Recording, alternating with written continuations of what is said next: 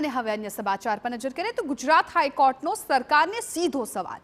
સીધી ભરતી પ્રક્રિયા પૂર્ણ કરવા સરકાર શું કરી રહી છે, બીજી બધી પ્રક્રિયાઓ શું છે તે અમારે નથી જાણવું। અમને સીધું કહો કે ભરતી પ્રક્રિયા ક્યારે કરશો, આ સીધો સવાલ કર્યો છે।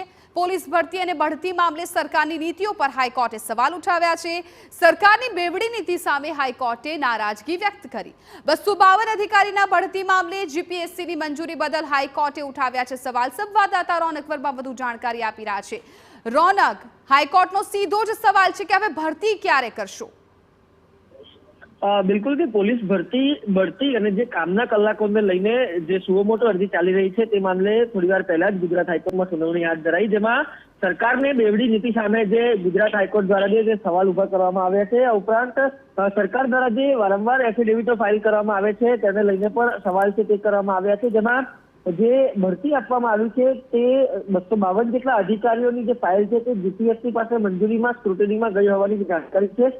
તે જ્યારે હાઈકોર્ટને આપવામાં આવી ત્યારે હાઈકોર્ટે આ તમામ પ્રક્રિયા ઉપર પણ સવાલ કર્યા કે જ્યારે પોલીસ રિક્રુટમેન્ટ બોર્ડ જે અલગથી અમલમાં છે તેમ છતાં પણ જ્યારે ભરતીના નિયમો માટે જીપીએસસી માટે મંજૂરીની જરૂર શા માટે પડે છે તે પ્રકારે પણ કોર્ટે જે સવાલ છે તે રાજ્ય સરકાર અને સરકારી વકીલને પૂછ્યો ત્યારે તેમના તરફથી જે ઘટતું કરવાની કાર્યવાહી છે તે આપવામાં આવી છે।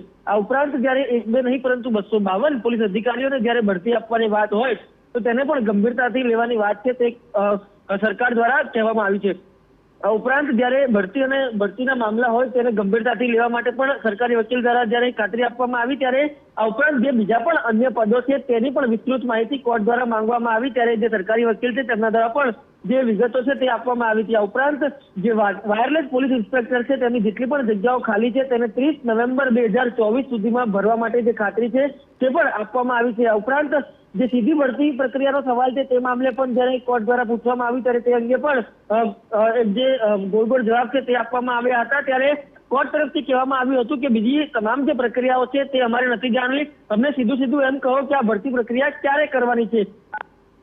આવ્યું ત્યારે ચોક્કસ જવાબ નહોતો, પરંતુ આવતી મુદત સુધીમાં ચોક્કસ જવાબ રજૂ કરવા માટે કહેવામાં આવ્યું છે। આ ઉપરાંત હાલમાં કેટલાક અધિકારીઓને વધારાની જે જવાબદારી આપવામાં આવે છે તે અંગે પણ કોર્ટે નારાજગી વ્યક્ત કરી હતી કે એક અધિકારીને એકથી વધુ જ્યારે જવાબદારી આપવામાં આવે છે ત્યારે કોઈ પણ કામગીરી સંતોષકારક રીતે થતી નથી, એટલે કે જે ખાલી જગ્યાઓ છે તેને ઝડપથી ભરવામાં આવે અને જે ભરતી પ્રક્રિયા છે તે પૂર્ણ કરવામાં આવે। ફરી એક વખત જે પોલીસ ભરતી અને કામના કલાકો છે તેને લઈને ગુજરાત હાઈકોર્ટ દ્વારા સખત ટકોર છે તે કરવામાં આવી છે।